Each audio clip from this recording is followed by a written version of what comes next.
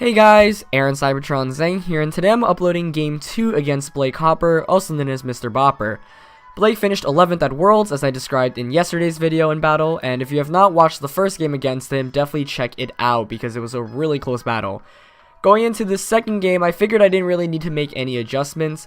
Blake's team counters my Gut to Tell Mawile core really well, so I did not want to bring either of those two Pokemon this entire set. Unfortunately, I did have another Mega Pokemon in Charizard.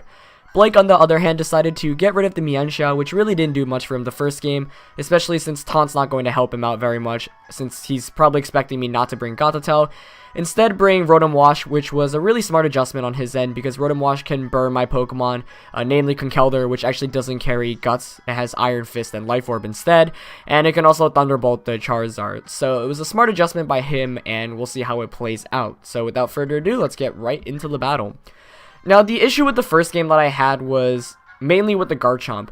I don't really have any good ways to deal with the Garchomp, and he is Substitute, which means one-hit KOing him is a lot harder. He can also one-hit KO my own Hydreigon with the Dragon Claw, and you see here, Blake plays really smartly, knowing that Garchomp is essential to this matchup, so he actually does not bring it this time around, at least not with the leads. He leads with Charizard and Rotom against my Zapdos and Conkeldurr, and I feel alright about the lead matchup here. I know I can take this Overheat. In the first game, he was able to one-hit KO my Zapdos with Overheat, but I had already taken some chip damage, so I know I can probably survive a Overheat at full HP. He actually goes for it, and I, fortunately enough, avoid the Overheat, which is a really great way, obviously, to start the battle. Wasn't anticipating that, but I was definitely happy with that. He goes for the Will-O-Wisp here onto my Conkeldurr, burning it, which I'm okay with because I'll still be able to get a lot of damage off here, but unfortunately I missed the Hammer Arm. So we trade misses there, but I think the Overheat definitely hurt him more. Now this following turn, I'm expecting him to stay on with the Charizard and go for another Overheat, so I decide to Roost with my Zapdos and Rock Slide to try to heal up all the damage from Overheat and pick up the KO, but that was a really poor prediction on my part. He plays smartly by switching Charizard out into the Garchomp, so this Rock Slide's obviously not going to do very much to either of his Pokemon, and Zapdos did absolutely nothing. Alternatively, I could have just HPS'd the Charizard slot, and had I called that correctly, I think it actually might have been just able to win me the game right from the start. Instead, I made the more defensive play, and that did not pay out as well. This following turn, I'm expecting him to target my Conkeldurr with a Thunderbolt from the Rotom, and I'm expecting the Substitute here. So I just try to get some chip damage off before Conkeldurr feigns. I do go for the HP Ice, expecting the Substitute, but it's always good just to break the sub, because a Garchomp with Life Orb on their sub is very irritating to deal with.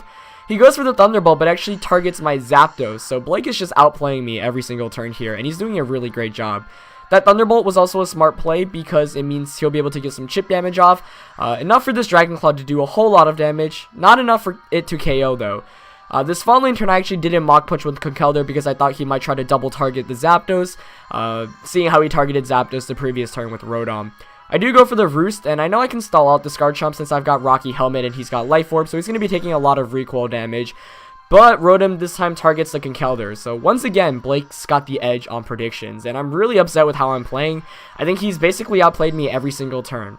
I'm still not that behind though, so I know I have a good chance of winning if I can make a couple of good calls these upcoming turns. I bring in Charizard now, and I know the Garchomp doesn't have Rock Slide, so I figure he's probably going to switch out to the Aegislash that he most likely has in the back. So I went for a kind of aggressive play and just straight up Heat Waved here, expecting a switch, but once again, Blake does not switch. You know, I could have just also HPS'd the Garchomp and Solar Beam, which would have definitely netted the KO, at least on Rotom, seeing how Garchomp protected. But instead, he stays in with both Pokemon, protecting with Garchomp. I do get the Roost, which is nice, but I know the Thunderbolt is incoming from that Rotom, which is really bad. And for whatever reason, I really did not think Rotom was going to stay in. But instead, Blake getting the upper edge in terms of prediction once again. And unfortunately, Charizard's going to get paralyzed from this Thunderbolt as well, meaning I won't be able to outspeed any of his Pokemon with Charizard now. And I lose the Sun, so that's really bad. And at this point, I've kind of just conceded defeat. I thought I maybe had a chance had the Charizard not gone paralyzed, because had I been able to knock out the Garchomp, my own Charizard would have been able to deal with his entire team. But now that Charizard's actually slower than Rotom, his Rotom's just going to be able to knock me out with the Thunderbolt. So Charizard goes down and essentially does absolutely nothing, which is obviously very terrible.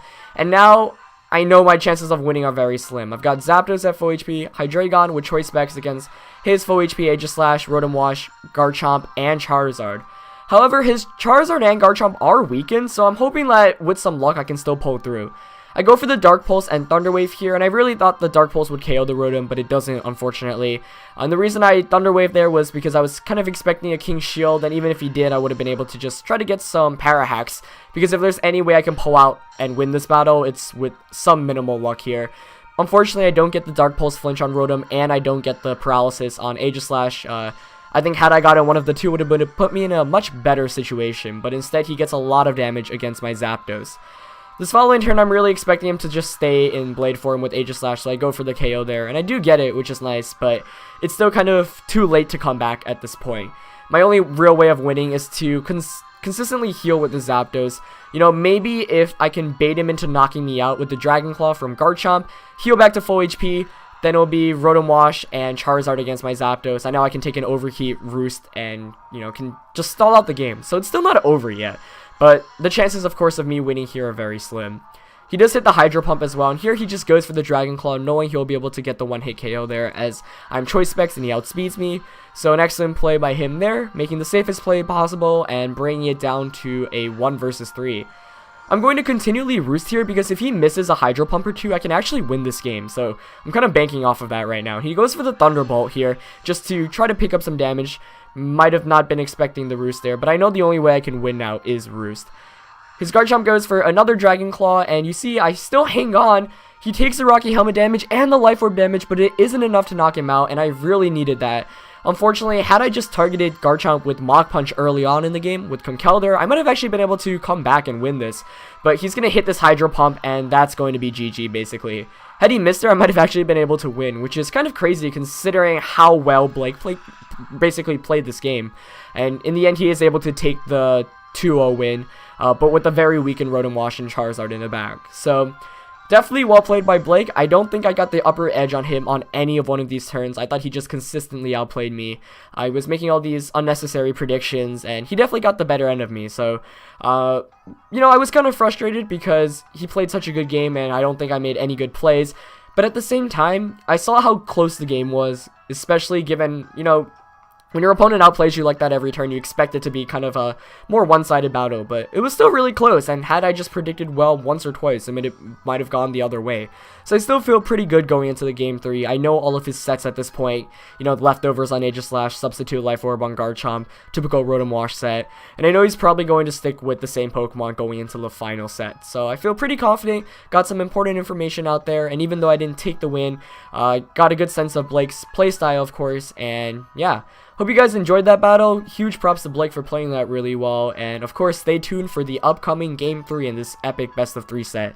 Leave a like on the video, of course, if you enjoyed it, and I'll see you next time. Peace.